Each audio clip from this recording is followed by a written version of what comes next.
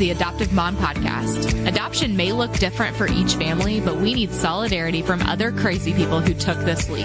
And that is what we do here. We encourage, we build up, we share the wins and losses. We lean on each other, and we get through this together. Thanks for joining us. Hey everyone, welcome to the Adoptive Mom Podcast. My name is Alex Fitton, and this is Season 4, Episode 13, or 61, however you want to look at it. So today is the day after Mother's Day, and I just want to wish you guys Happy Mother's Day. I hope you had a great day yesterday, and I hope that you were celebrated and cared for, and I hope you got a nap or like a break or something. But we're going to be doing some really cool things for Mother's Day all week over in the Adoptive Mom community on Facebook. So if you're not already a part of that group, come and join us.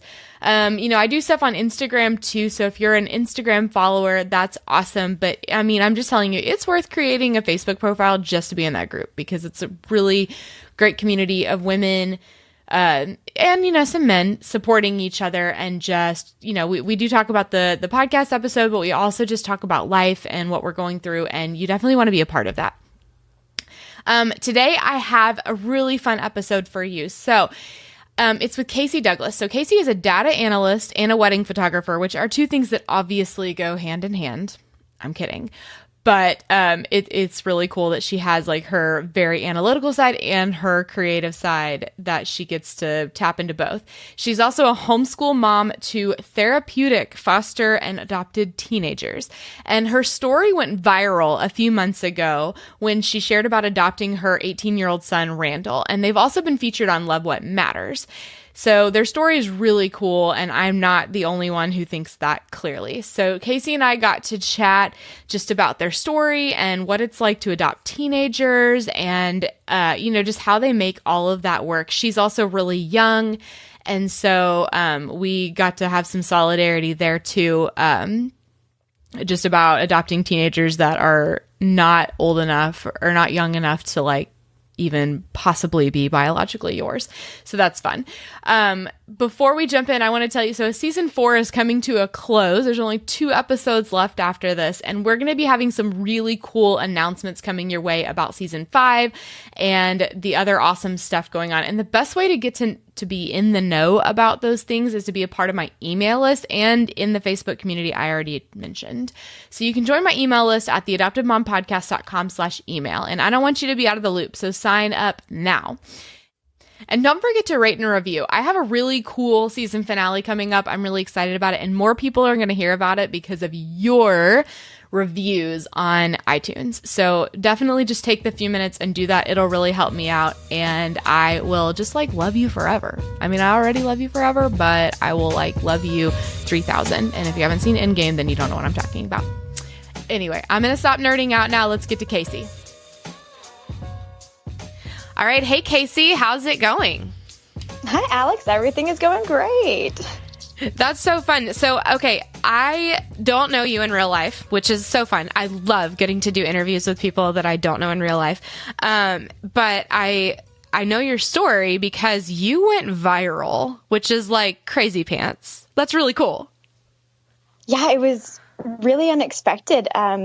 Just a couple of friends had seen what I had written about my son's adoption, and they were like, hey, you should let me share that. And when I did, I woke up to about 10,000 shares and likes and stuff. And my son was watching the whole time going, Mom, what's going on? He's famous now or something. That's so funny. Yeah. Well, I just went and reshared it, which I had shared it before, but I just went and reshared it because we were going to do this interview, and it's 200 and something thousand shares now.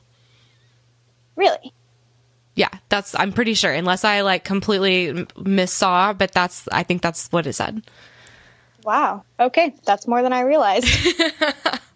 Yeah, that's crazy. But, so speaking of that story, just take a second first, just introduce us to your family. And I know that there are 2 members of your family that you cannot say their names. So you can, I don't know, here in Arkansas, everyone likes to give their foster kids cute little nicknames. I participated in that just because of necessity. So I don't know how you want to do that, but go for it. That's okay. I'm Casey Douglas. I'm 27. My husband is Peter, and he is 28. We both work full-time for a family business, and then we parent our kids, and we're also homeschool parents. Our oldest is Randall. He is 18, and he was recently adopted in January, which is amazing that we got to adopt him even after he turned 18. And we have a 16-year-old and a 14-year-old currently. My 16-year-old, we call him Middle Son, which sounds ridiculous, but that's the name he goes by on Facebook because it's actually really cute with his first name. And then my little one, we call him Biddy Love. So that's his nickname.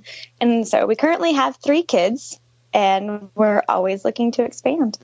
Wow. And yeah, so you're right around, you're a little younger than me, but we're in the same boat of like adopting teen boys as, when we're in our 20s, which is insane. Like on paper, you look at that and you're like, no, but here we are. So I was really excited to talk to you because you are stepping into that just crazy world too.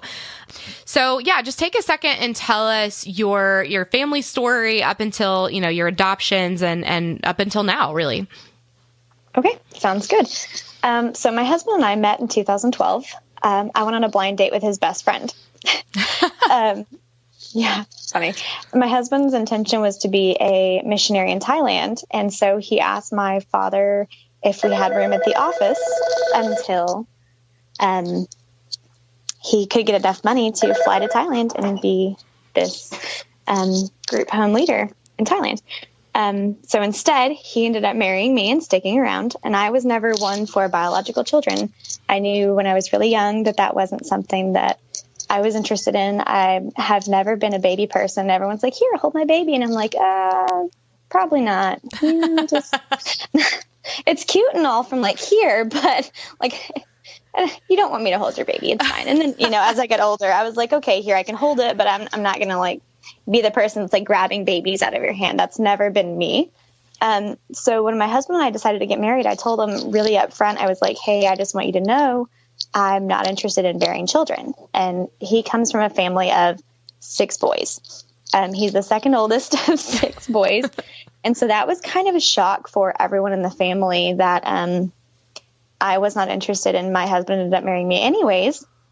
So that was kind of a really awkward thing for a while between our families. My mom she kind of accepted her fate because I've always been a very strong-willed person, and she kind of knew that once I set my mind to something, it's not really going to change a whole lot. So about 3.5 years after we were married, we really committed to getting licensed to foster and adopt. And so we chose to end our fertility that way.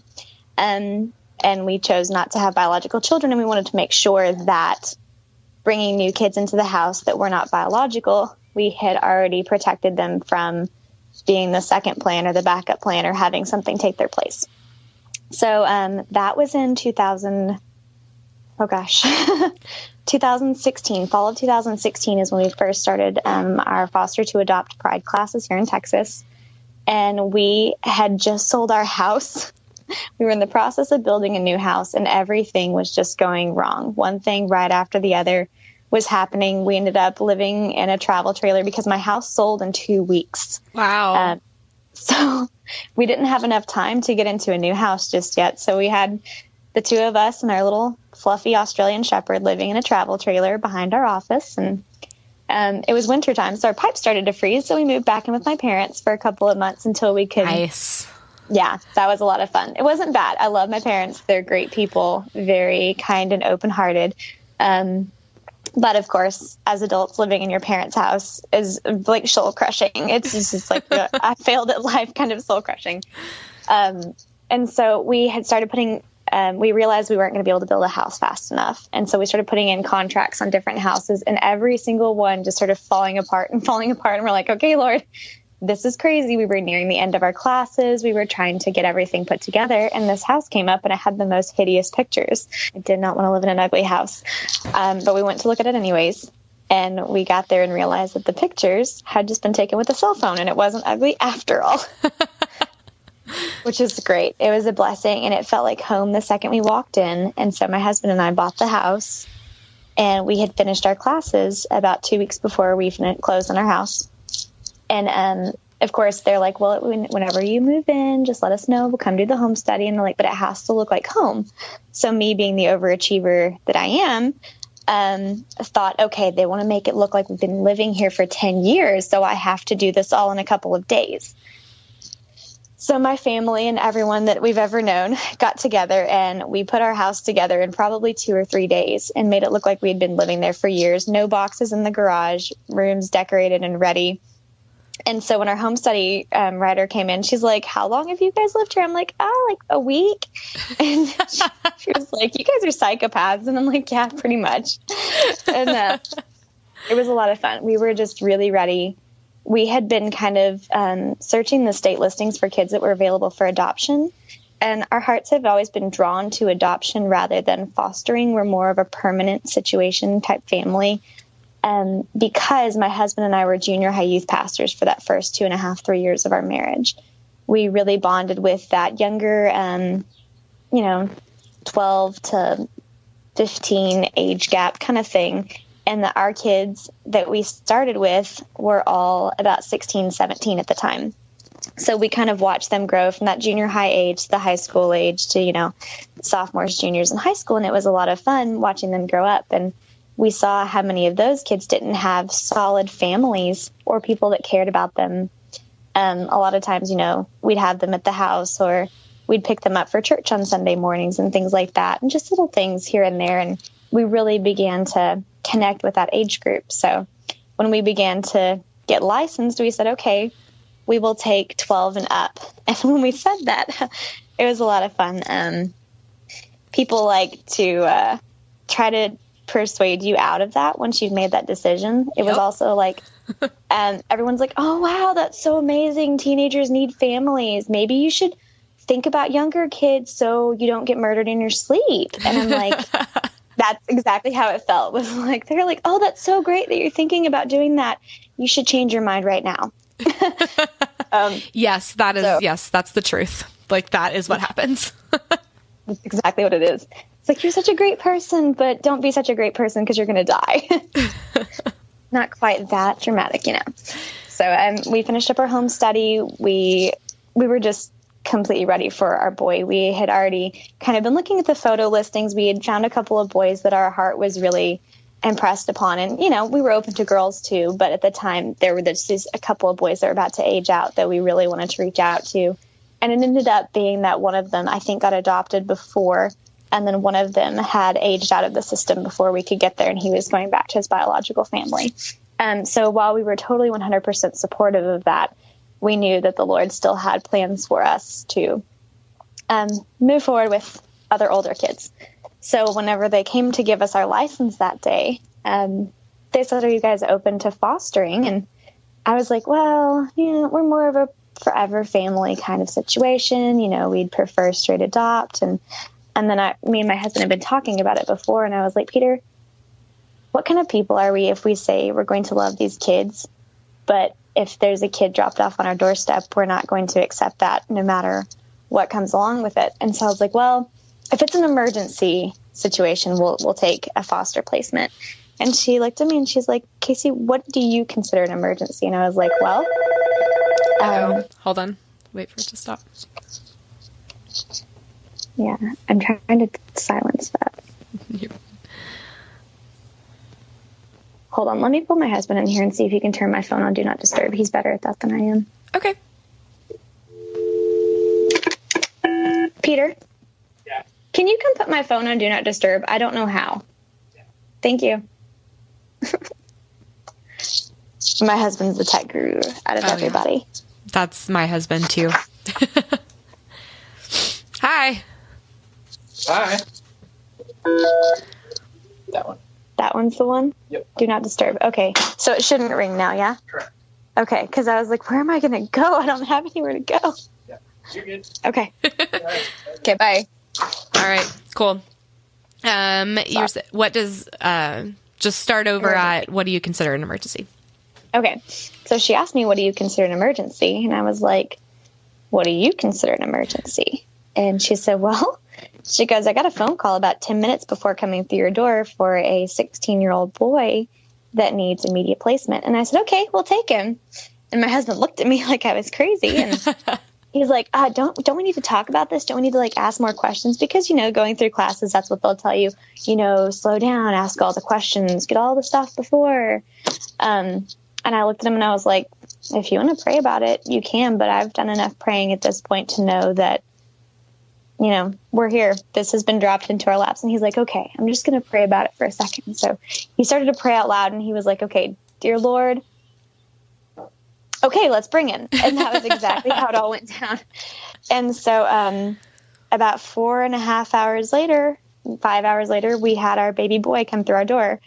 It was crazy because they're like, okay, we'll give you a call in 20 minutes to make sure that they've accepted the placement. He's going to come. And I was like, okay. And so I started crying about like 15 minutes after they left. And I was like, Peter, they haven't called us. What if they gave our kid to somebody else? So my husband, being the rock that he is, called the transporter. And he's like, hey, just wanted to know if he's coming. And they're like, oh yeah, we're about an hour away. And I was like, good to know. So he was coming to us. Nobody tried to steal my kid, which was great. And so we met him and we were so excited. We were sitting on the couch, like blaring music, like giddy little schoolgirls, like waiting for him to pull up into the driveway. And when he pulled up, he was outside and my husband was like looking through the windows and I was like, I can't look at him yet. I can't look at him yet. And my husband was trying to just describe to me what he looked like and things like that. And then when he opened the door, I was floored. He was so little. Like, my son was 16 and a half, almost 17 when we met him for the first time. And he was just tiny. I mean, barely a couple of inches taller than me. And I'm 5'1". So if that tells you anything, wow. 17-year-old. Yeah, he was about 5'4", 5'5", maybe 125 pounds. He was just tiny. I was just kind of overwhelmed by how small he was. And it just really ripped my heart apart. And so when I saw him, I was like, I know that this is my son. And it's funny because my son and I look a lot alike. We all all the time, people are like, oh my gosh, is this your sister? And I'm like, no, I'm his mom. And he's like, y'all are weird. This is my mom. And we have a lot of really interesting conversations with strangers. But I think what hit me so hard was the first time doing his laundry, just getting all of his things together. And so I went to put everything in the washing machine and it was like I was pulling the clothes out of the bags. He brought 2 small bags with him and everything that he had was made for somebody 12 or 13 years old. It was just small and everything was either stained or ripped or too small. And he had maybe 3 pairs of underwear. And I just sat there, in my perfect little, young mom bubble in my beautiful house. And I just cried. I just sat there in my laundry room and I cried because I couldn't imagine that this was the life that kids an hour away from me were living. I knew what was happening, but it really, really, really hit me at that point. And I knew we couldn't stop as much as the trouble we had. And anyone that's been, in the system as far as working with foster care or kids and orphan care programs, it is soul crushing. It is painful. It is emotionally taxing on everybody involved, and especially when you have difficult cases. But we knew we couldn't give up.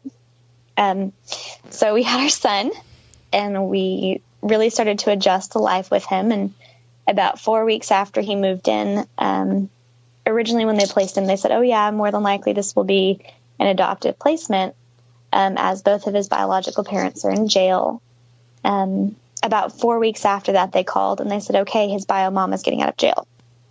And I was like, oh, I was a little bit shocked and scared. And my son spoke to his caseworker and he's like, I'm not going back anywhere. He's like, this is my home. And no matter what happens, I'm never, ever, ever going back. He had never lived with his bio mom except for once in his life when he was 13. And it was an ugly situation. And he was ready for a new start. And I don't sugarcoat things with my children. I don't sugarcoat things with other people. My son was on drugs when he moved in. All 3 of my children have been drug dealers at one point or another. Two of my kids are felons. It's just the life that we live. And I have people ask me all the time, oh my gosh, aren't you scared? How do you deal with it? And I'm like, the same way you would deal with any other child going through the same type of situation. You handle it carefully and with love and respect. And the Lord's going to be the one who actually straightens everything out. So, my son, started telling me about how he had gotten kicked out of his previous home. He wasn't in foster care at the time. My son called himself into foster care. Wow. As crazy as that sounds. Yeah. Yes. Wow. That's crazy. Yes. He had been bounced around from a few family members. Some were really good to him and couldn't keep him because of financial situations and things like that. Some of them were just not so great. And he ended up living with a teacher before he got kicked out of that placement. And then he was moving back with his grandfather, who is crippled and in his 80s. And my son went to apply for food stamps and couldn't figure out how to do it, and realized that he wasn't going to be able to feed him and his grandfather and do all this different stuff. And so he called CPS on himself. Wow. Because he had nowhere else to go. And so they actually told him, they said, please, whatever you can do, find somebody else to live with. Don't call us. You don't want to be in foster care. They said there are not homes for kids from your situation. There are not homes for teenagers. They said the best we could probably offer you is a shelter. And so he waited about a day, and then he called in, and that was the same day that he moved in with us. So really the Lord just kind of worked that out beautifully. Mm-hmm. We had a lot of struggles with our son. He was very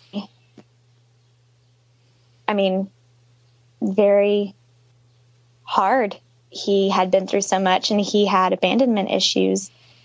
And so every couple of days we would tuck him in, and he would just start crying and screaming, and it'd be, don't leave me, don't leave me. And then 2 seconds later, it's get out, I don't want you, just pushing and trying. And our son was a runaway. That was a very typical response for him, was whenever he would get emotionally overwhelmed, he would just run. And this was all going on in the first couple of months of him moving in with us. We had a run-in with a volunteer, and the volunteer did not like me because I had chosen not to have biological children. And also I was the same age as his daughter. So that made it a very weird thing. And he firmly believed that we were not capable of raising our son. And so he actually told the judge a story that wasn't true. And it was about one of my son's friends and not my son. And they ordered him immediate removal. CPS did. They wanted him to be moved to a group home.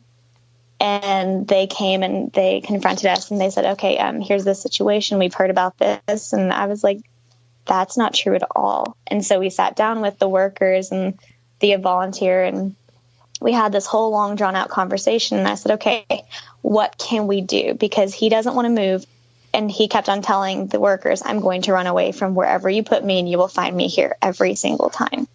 And that's what he kept telling him. And we had the most amazing workers at this time. They were so kind-hearted and loving and prepared to do whatever it took to keep our family together. And so they arranged a court hearing for us to speak to the judge. And when we got there,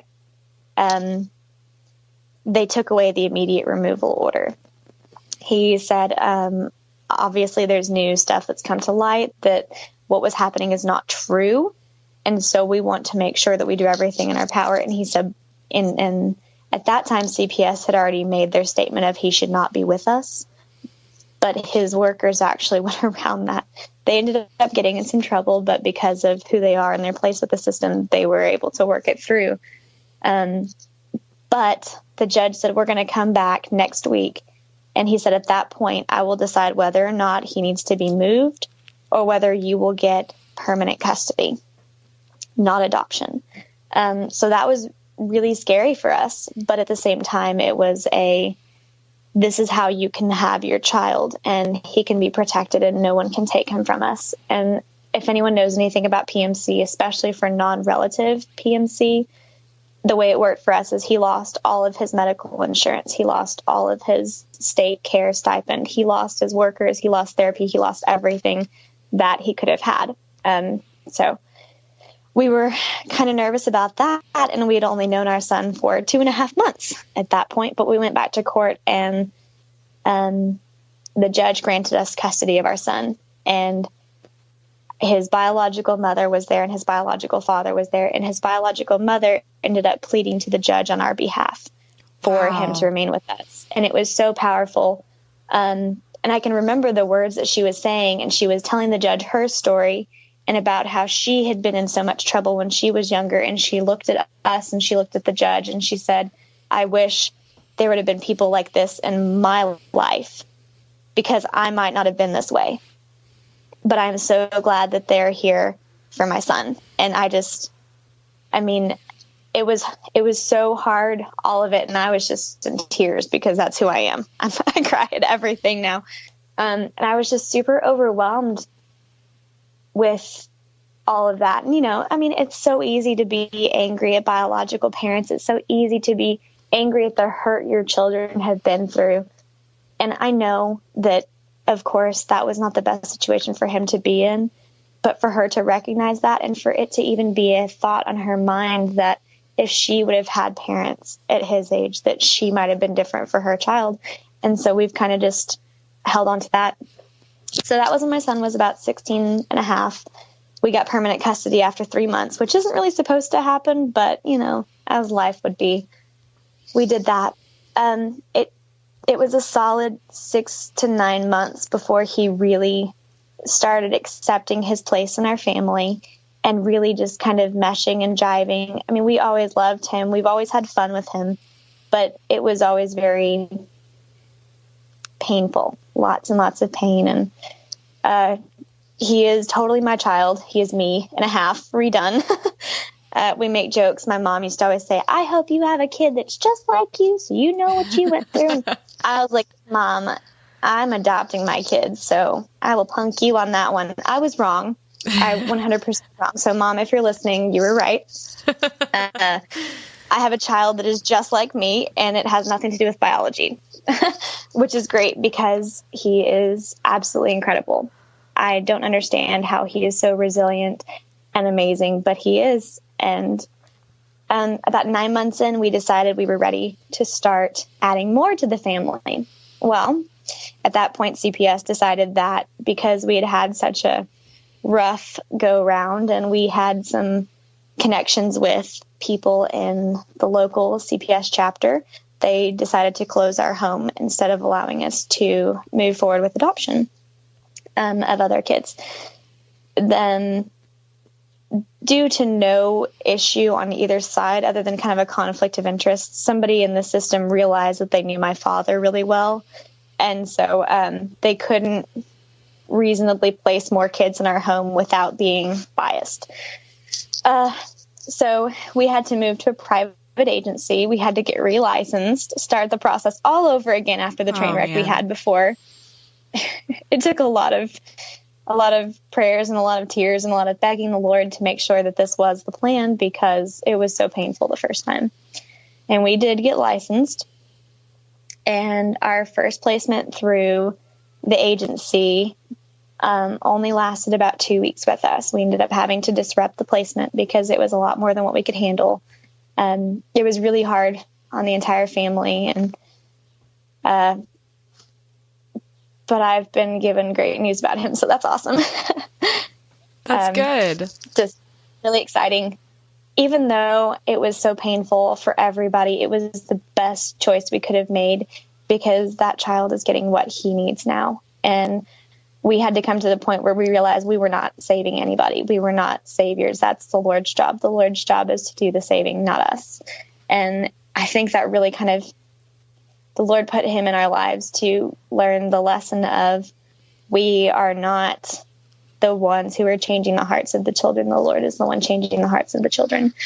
And then about 2 weeks after that, we met our little one, our 14-year-old. And he was 13 at the time. And a caseworker that I knew was like, hey, don't you need a 13-year-old? And I was like, probably not. 13's a little young, don't you think? And she's like, no, you should take a 13-year-old. And so we were messing around back and forth. And she showed me a picture of him. And I was like, why did you do that? You can't do that. And I was like, oh, he's precious. I was like, you bring me that baby. So I called my agency and I was like, hey, look, I got this baby and he is cute. And we're going to bring him. And they're like, okay, sounds great, And so we met our 14-year-old about a week later. And oh my gosh, he's a mess. He is just, oh my goodness. My kids are all characters, but I don't know. I don't know how I survive daily. Everyone's like, oh, they're boys. They're so different than girls. They're not petty. They do all this different. And I'm like, have you ever met a teenage boy? Like, they're crazy. I'm suffocating with all the boy right now. They're great. I love it. He is so sassy. He is my crazy, wild, sassy child. He's a lot of fun. He's been through a lot. He's been through the rigmarole. They just immediately bonded kind of as siblings, and they love to fish together. They started playing basketball together. They were outside all the time and just really enjoying one another. And I thought it would be a lot harder to have two kids. Come to find out, it wasn't. One kid was the hardest. It was just like when my younger son moved in, my oldest there's a little piece of him that just realized that he had to be big brother and he had to take care of his younger siblings. And he just fell into that. I can't even explain it. It was just the most beautiful thing I'd ever seen. Like, I would sit and I would cry watching my kids just interact together, because I'm going, this is not supposed to be this good or this beautiful or this amazing. We're supposed to be having all of these problems, but here we are just living life and rocking the heck out of it. And they, like, people ask me all the time, like, Casey, oh my gosh, you have all these boys. I bet they fight and argue. And I'm like, actually, they don't. They just love one another and they build one another up, and it's insane. I'm super proud of them and impressed all the time. And my husband and I make jokes. We're like, we should be really careful what we say just in case. And we were making jokes with our caseworker yesterday, and I was like, did we just get the only good kids, or what happened? And she laughed hysterically. She's like, you definitely did not get good kids.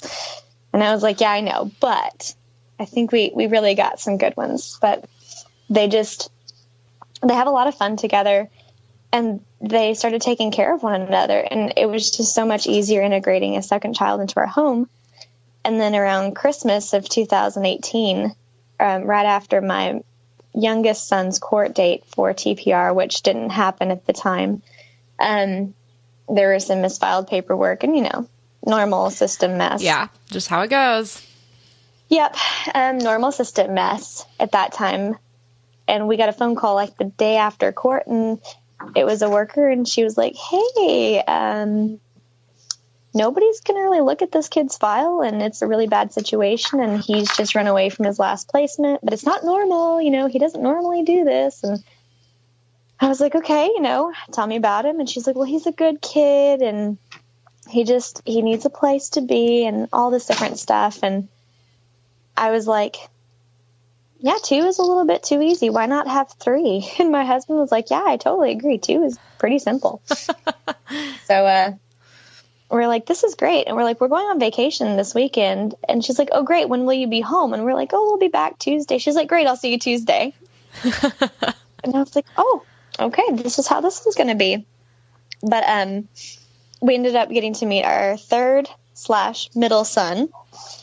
The week before Christmas is when he moved in with us. So it was kind of crazy and frantic, trying to buy Christmas for a 15-year-old that we had never met before.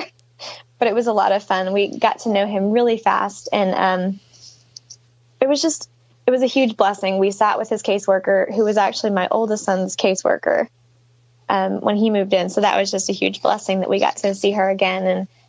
And it was funny because my son sat down and he just started telling us all of these things about his past, and his caseworker was looking at him like, no, don't say that in front of these people. She's like, I have to leave you with these people. You can't say this. What if they decide, just normal, like, wide-eyed, like, you don't tell them this your first night here. But he just started, opening his heart and just talking about some of the situations that he had been in. And all the things he did. And that my 15-year-old was on a lot harder drugs than my other two. And he had been adopted previously and given back to the system when he was about 13 years old, because, you know, it's one thing to adopt a small child, and then it's another thing to raise that child through, you know, adolescence and through being a teenager. Being a teenager is rough. I don't care who you are. I don't care if they're biological. I don't care if they're step, adopted, whatever. Being a teenager comes with an entire slew of insecurity and a need for structure and for parenting. And so he didn't have all of that. And so it's kind of funny. He's a really goofy, kind-hearted boy, and he just really sets the tone for our family. And he makes jokes about how our family is so crazy he fits right in, which is the truth. He definitely does. And he just brings a whole new dynamic. And it's funny how each of my kids are so different, but they find ways to relate with one another. They're all playing baseball right now, which my oldest son is the only one who actually likes baseball, but they're all playing because they just think it's, you know, fun to do whatever brother does.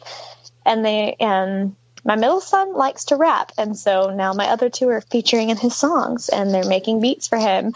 And it's really a lot of fun. So, hey, if I knew what his SoundCloud was, I would give him a shout out right now, but I don't. So, but it's coming your way. We can drop it in the show notes for sure. Yeah, we're going to have to drop it in the show notes because he's actually really talented. He's got a heart to share his desire for kids in the system to have families. My middle son is probably my biggest advocate for kids in care. He's always saying, Mom, we have to do something. We have to help this kid. We have to help this kid. Or I know this kid. We have to find him a family, because he was in a lot of shelters and RTCs in the area. And so he just has a heart for that. And my oldest son is kind of the same way. My youngest son, he was like, Mom, we're not getting more kids. I don't want more kids.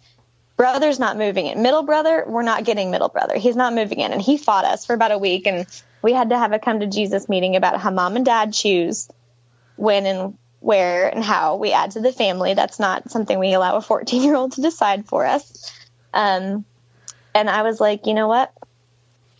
A lot of this is selfishness, so we've got to get past it. And now they're best friends. He didn't want to not be the baby of the family, and he got his wish, right? Oh, he's still the baby. That is exactly how it is. He's still the baby.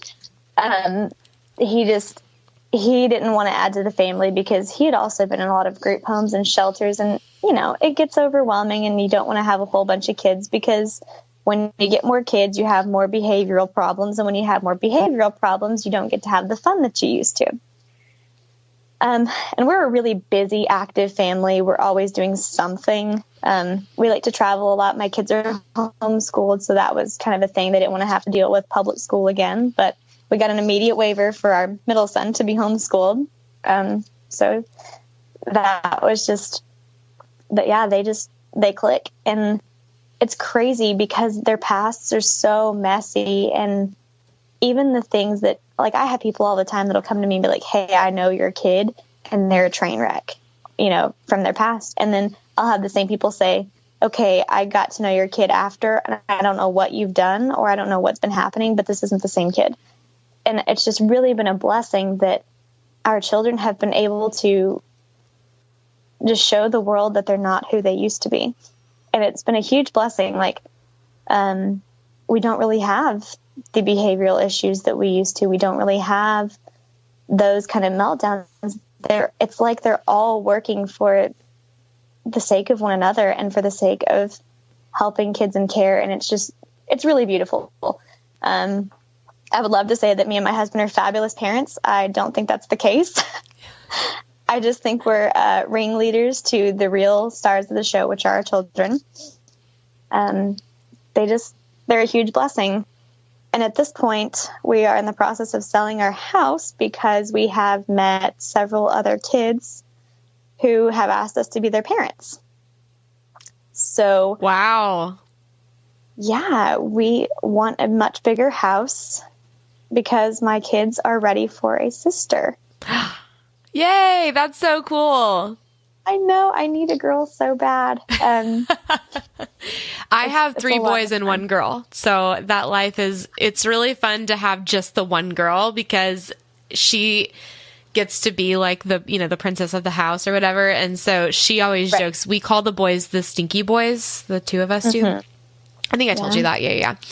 And so, yeah, it's really fun because she goes, Mommy, we're girls. We're the girls. And she loves it. It's really fun. I need that in my life right now. Every time I walk by girls' clothing, I'm like, oh my gosh, I can't handle it. It's so cute. All right, guys, sorry to interrupt, but I'm so excited to keep talking about my sponsor for this episode. So Little Box of Decorations helped me out so much with my daughter's party. She is like girly girl to the max, and she had to have a mermaid/unicorn party. Their mission is planning and decorating small events can be stressful, tiring, and time-consuming. Little Box of Decorations is here to save your party day. LBD provides all-in-one kits that include everything you need for your party, including table settings, decorations, and invitations, all delivered to your doorstep. There are curated kits available, or, like me, they can work with you to design any custom party. No more running around town or stressing out about coordinating details or hoping your colors match or any of that. So you want to check out their website at littleboxofdecorations.co or follow them on Instagram at lbdecorations for all of your party needs. LBD is all of the party and none of the hassle. They are great and easy to work with, and they won't even make fun of you when you come at them with a crazy idea like mermaid unicorn party. You guys are definitely going to want to check them out. So what do you wish that you had known at the beginning of this journey? I really feel like we didn't know enough about the system. And I think one thing that we really didn't know enough about was investigations. We didn't realize that investigations were even a thing. We didn't know that somebody could call in and say that we were, abusing our children. And then we would have people come in, blindside us, and just start interrogating us. It was really, really emotionally stressful. And because we had a teenager, that just kind of happened. And so we would get stuff over the littlest things, or, I wish I would have known more about what the system looks like and how everybody's roles played out. And also I wish I would have known that I can be an advocate for my children, and it's okay. And it's even okay to cross caseworkers and things like that, because we are all working for the sake of the child. And hopefully we're all on the same team, but occasionally there are times when they are not close enough to the situation to know what's going on, and just to be bold. That's what I would say. I wish I would have known to be bold. I love that. So what do you wish you had done differently? Man, I wish that I would have reached out to more adoptive and foster parents in the beginning, because it is so lonely. It is so incredibly lonely to go into this life. And especially at our age, we went into several churches when we were looking, and we were like, hey, we're 25 and 26. We've been married for 4.5 years. We also are going to have teenage sons. Is there a class for us? And they're like, no, there's really no place for you here. And we're like, okay, sounds good. And while I appreciate the honesty, I was like, it's really sad that there's not more of a place for people like us. You can either be at the church with your newlyweds, but we weren't really newlyweds, or you can be a young family, or you can be an empty nester. There's really there's no precedence for 25-year-olds with, 16-year-old kids. Doesn't really happen. So I wish we would have found our people and our tribes sooner. We struggled a lot with loneliness in the beginning. And it took us probably a solid 6 to 8 months before we really found online forums, and we found friends and just different people. And I'm just now starting to get to the point where I'm making friends in my community that are actually doing the same thing that we're doing. So that's what I would have done differently. I would have built my community back then. Yeah, absolutely. Community is such a big deal. And that's why, just with the podcast, I think in my mind, because I'm pretty resourceful, and I am hit the ground running kind of person. So in our adoption story, I was pregnant, and we were in our pride training, and I was like, we're going to adopt a teenager. And I'm like, huge belly. And people were like, you're insane. And I was like, maybe, but it's fine. And I was crazy, by the way. I mean, again, like I'm totally crazy, but it doesn't matter. We did it, and here it is. Right, exactly. And so I was like, oh, I'm going to find all this stuff. I'm going to get involved in here and all these, groups and online forums. And I think I didn't realize that not everyone is like that. And so with the Adoptive Mom podcast, I started that. I just saw this intense need for community, that people were like, I wish I had that in our area, or I wish I had an adoption mentor in my area. And I think I take it for granted because I live in a very adoption heavy part of our state, which is so crazy to say because it's still not adoption heavy, but compared to a lot of other places it is. And so having, a teenager or a young mom with a teenager is actually not that weird in our area. But I take that for granted, and I don't realize that in other areas it totally is, and that people need community. And so that's why I started the Adoptive Mom community on Facebook. And I love that. I love that people like you and I are able to minister to adoptive moms specifically. And so I think it's really great that that's a goal of yours, and that's something that you see as important as well. And that actually goes into my next question, which is, how did your tribe or your people or your community support you? And I know that you're saying that you didn't feel so much support, but to the extent that you did, what was the best, care for y'all that you saw? Actually, so there are two different ways. My husband's family is originally from the suburbs of LA. We do not live in LA. We live in Texas, backwoods, East Texas, in the middle of nowhere. And so his family is all spread out through California and through Arizona. And so they're really not able to be close to us much, which is really sad for us. But at the same time, we are really glad at the life that they have where they are. Super blessed. We are close to my parents. We work for my parents. We see my parents. My dad's also a pastor. My mom is a children's minister, just all kind of that stuff. And whenever we first started to, look towards this path, everyone, of course, very typical, you're crazy. And my parents were like, you're crazy. Y'all are going to have to be careful. You can't ever be alone with this kid. You can't ever do this, typical fear. And I've learned that I'm not allowed to be afraid, because God did not give me a spirit that makes me afraid, but he gave me a spirit of power, love, and self-control. So that's kind of how I live my life, is I'm not allowed to be scared. Just has to go away. I don't get that luxury. So in the beginning, even though Peter and I we make really wise financial decisions, we make really wise choices. We've owned 2 homes before we ever even had our kids. We're very young. The Lord kind of just impressed upon our hearts that in order for us to be able to allow our people to be able to really support us, we needed to be open to financial support as well, and as far as like getting our home ready for our son. And that was really hard for me, because I grew up in a really wealthy family, my husband not so much. And so I was like, we can do this on our own. We can totally do this on our own. And the Lord was like, you can do it on your own, but if you let me do it, you're really going to be blessed to see all this different stuff. And so I kind of made a baby registry for my son's room with different things like pillows and towels. And it was, I really think like there was one time when I made this registry, and within a couple of days, I got this box on my office doorstep, and I opened it, and it was every single thing on my registry that I had requested. Somebody had just gone through, clicked everything, and just sent it all to us at one time. And I just kind of like sat there crying, and I was like, even though we're not the kind of people that have those friends that are close nearby, they are so giving to us, and they're so willing to support us in that way. Like, we were able to decorate his room. We were able to, we had a garage sale to sell some stuff so that we could make money to like put his dresser in his room. And we just had friends that would come by, and they would just, I think by the time everything was said and done, I think we had $2,000 or $3,000 that we had just been able to save up for his room and for his furniture. And just, we couldn't have done it on our own. It would have taken a lot of time, and he wouldn't have been able to walk into a place that was his. But because they did that, really that was super, super blessing for us. And then also with my parents being close by and my dad being a pastor, there were times where my son would be losing his ever-loving mind, screaming, running, couldn't come under control, packing up his bags. There were so many times when he just packed up his bags and, you know, he would just be so emotionally stressed out that I would call my dad and I'm like, Dad, I can't do it. He's not listening.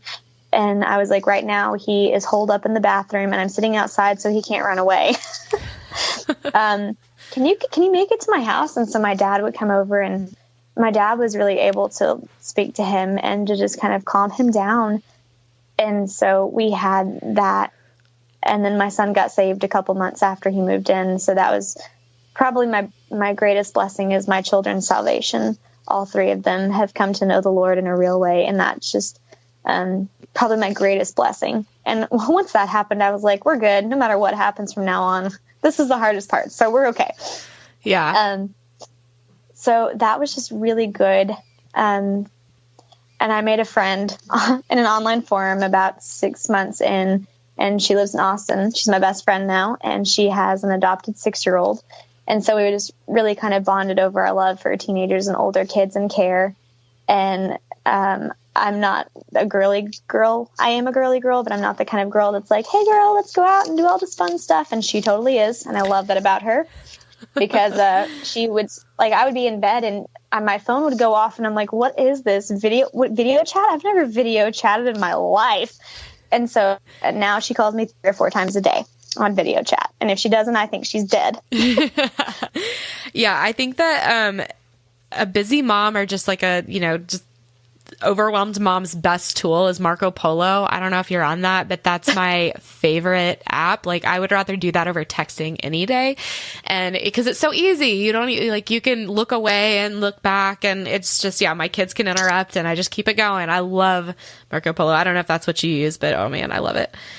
I think she's told me about that. And I'm so, like I said, she lives in Austin and she's a lot more tech savvy and more modern than I am. I'm very much, I kind of see myself as a Mrs. Doubtfire person. So whereas I'm 5'1" and blonde and young, I kind of see myself as a really old lady. And she's like, you're not an old lady. I mean, you can see the sweater I'm wearing. It's I think you have to have some sort of an old lady soul if you're calling your 18-year-old like your baby boy. I love that though. Oh, he's my tiny little baby son. That's his nickname, is my baby son. I love it.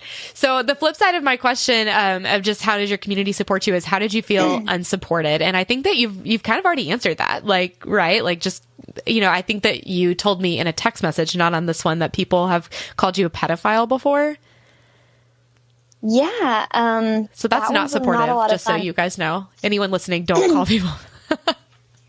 Yeah, we actually get that one frequently. Not like terribly frequently, but we've had people, even the CASA worker, the volunteer that really, really made life rough for us, didn't believe.